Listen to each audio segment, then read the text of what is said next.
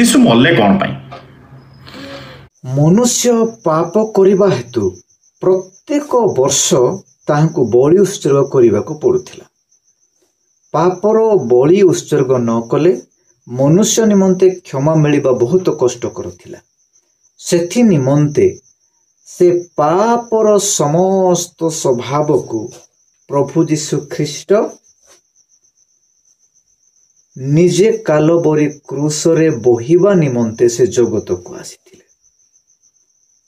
ସଦାପ୍ରଭୁ ପରମେଶ୍ୱର ତାହାଙ୍କୁ ପୁତ୍ରଙ୍କୁ ପ୍ରଭୁ ଯୀଶୁ ଖ୍ରୀଷ୍ଟଙ୍କୁ ଏହି ସମସ୍ତ ଜଗତର ପାପକୁ ବୋହି ନେଇଯିବା ପାଇଁ ତାଙ୍କୁ ପଠାଇଥିଲେ, ଯାହାକି ଯୋହନ ଲିଖିତ ସୁସମାଚାରରେ ସ୍ପଷ୍ଟ ରୂପେ ଡୁବକ ଯୋହନ ତାହାଙ୍କୁ କହିଥିଲେ, ଏହି ଦେଖ ଈଶ୍ୱରଙ୍କର ମେଷ ଶାବକ ଯିଏକି ଏହି ଜଗତର ପାପକୁ ବୋହିକି ନେଇଯାଆନ୍ତି।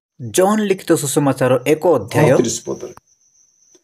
ତେଣୁ ପ୍ରିୟ ଈଶ୍ୱରଙ୍କ ଲୋକମାନେ, ଆପଣମାନେ ଜାଣିବା ଆବଶ୍ୟକତା ଅଛି ଯେ ଯୀଶୁ କ'ଣ ପାଇଁ ଜଗତରେ ମରିଲେ। ମନୁଷ୍ୟ ପାପ କରିବା ହେତୁ ପ୍ରତ୍ୟେକ ବର୍ଷ ତାହାଙ୍କୁ ବଳି ଉତ୍ସର୍ଗ କରିବାକୁ ପଡୁଥିଲା।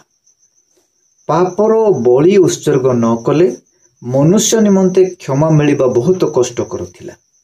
ସେଥି ନିମନ୍ତେ ସେ ପାପର ସମସ୍ତ ସ୍ୱଭାବକୁ ପ୍ରଭୁ ଯୀଶୁ ଖ୍ରୀଷ୍ଟ ନିଜେ କାଲବରୀ କ୍ରୁଶରେ ବୋହିବା ନିମନ୍ତେ ସେ ଜଗତକୁ ଆସିଥିଲେ। ଯୀଶୁଙ୍କୁ ମାରିଲା କିଏ? ଭାଇ, ଜଣେ ଭଗବାନଙ୍କୁ 3ଟା କଣ୍ଟାରେ ଯଦି ଯୀଶୁଙ୍କୁ ମାରିଲା କିଏ? ଯୀଶୁଙ୍କୁ ଲୋକମାନେ ମାରିଲେ। ଯେହେତୁ ଶାସ୍ତ୍ରରେ ଲେଖା ଥିଲା ସେ ଜଗତରେ ଆସିବେ, ଆଗମନ କରିବେ ଏବଂ ତାହାଙ୍କୁ ମୃତ୍ୟୁ ଭୋଗ କରିବାକୁ ପଡ଼ିବ, ପୁଣି ସେ ତୃତୀୟ ଦିନରେ ତାକୁ ଉଠିବାକୁ ପଡ଼ିବ। ଏହା ଶାସ୍ତ୍ରରେ ପୂର୍ବରୁ ଭାବବାଦୀମାନଙ୍କ ଦ୍ୱାରା ଲିଖିତ ଥିଲା। ଆପଣମାନେ ଭଲ କରି ଯଦି ପାଠ କରିବେ ସମ୍ପୂର୍ଣ୍ଣ ମାଧ୍ୟମରେ ଜାଣିବେ। ଆକ୍ଚୁଆଲି ସତଟା କ'ଣ? ଯୀଶୁ ମଲା ପରେ ଜୀବିତ ହେଇଥିଲେ, ସେଇଟା କେତେ ସତ କେତେ ମିଛ? ଯୀଶୁ ମଲା ପରେ ଜୀବିତ ହେଇଥିଲେ, ତାହା କେତେ ଦୂର ସତ କେତେ ଦୂର ମିଛ ମୁଁ ଆପଣମାନଙ୍କୁ କହିବାକୁ ଚାହେଁ।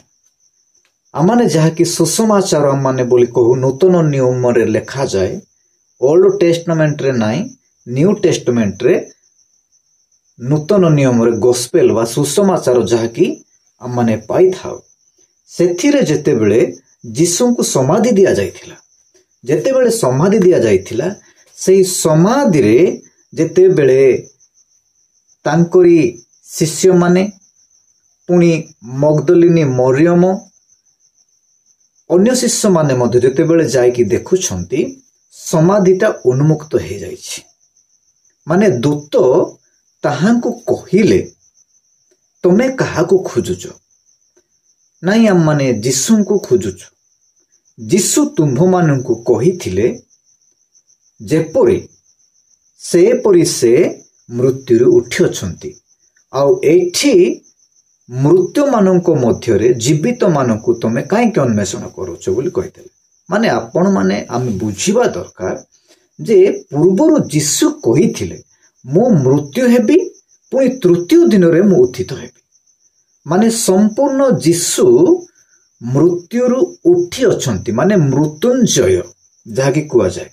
ସେଥି ନିମନ୍ତେ ଆପଣମାନେ ଜାଣିବା ଦରକାର ଯେ ପ୍ରକୃତରେ ମାନେ ଏ ହିଁ ଈଶ୍ୱର ଅଛନ୍ତି, ମାନେ ମୃତ୍ୟୁରୁ ଉଠିଥିବା ଲୋକ ହିଁ ପରମେଶ୍ୱର। ଆପଣମାନେ ଜାଣିବା ଦରକାର। ସେଥି ନିମନ୍ତେ ଯୀଶୁ ଆସିଥିଲେ, ପ୍ରଥମ ଆଗମନ ଯୀଶୁଙ୍କର ଶିଶୁ ରୂପରେ ହେଇଥିଲା, କିନ୍ତୁ ସେ ମୃତ୍ୟୁ ହେଲେ ଆଉ ତୃତୀୟ ଦିନରେ ଉଠିଲେ। ପୁଣି ଯୀଶୁଙ୍କର ଦ୍ୱିତୀୟ ଆଗମନ ମଧ୍ୟ ରହିଛି।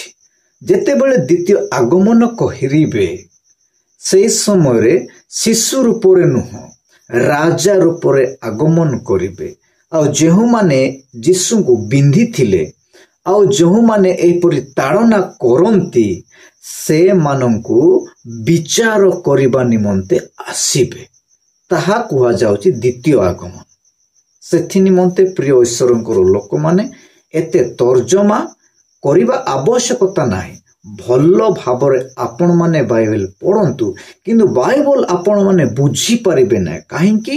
ଏଇଟା ସାଂସାରିକ ବିଷୟ ବାଇବଲ ନୁହେଁ, ଏଇଟା ହେଉଛି ଆତ୍ମିକ ବିଷୟରେ। ଆପଣମାନେ ଯଦି ଯିବେ ଧ୍ୟାନର ସହିତ ତେବେ ବୁଝିବେ, ନହେଲେ ସାଂସାରିକ ବିଷୟ ନୁହଁ ଭାଇମାନେ। ସେଥି ନିମନ୍ତେ ମୁଁ ଆପଣମାନଙ୍କୁ କହି ରଖେ ଯେ ଏହି ପ୍ରକାର ବେକାର ଆଲତୁ ଫାଲତୁରେ ତର୍ଜମା କରିବା ଆବଶ୍ୟକତା ନାହିଁ।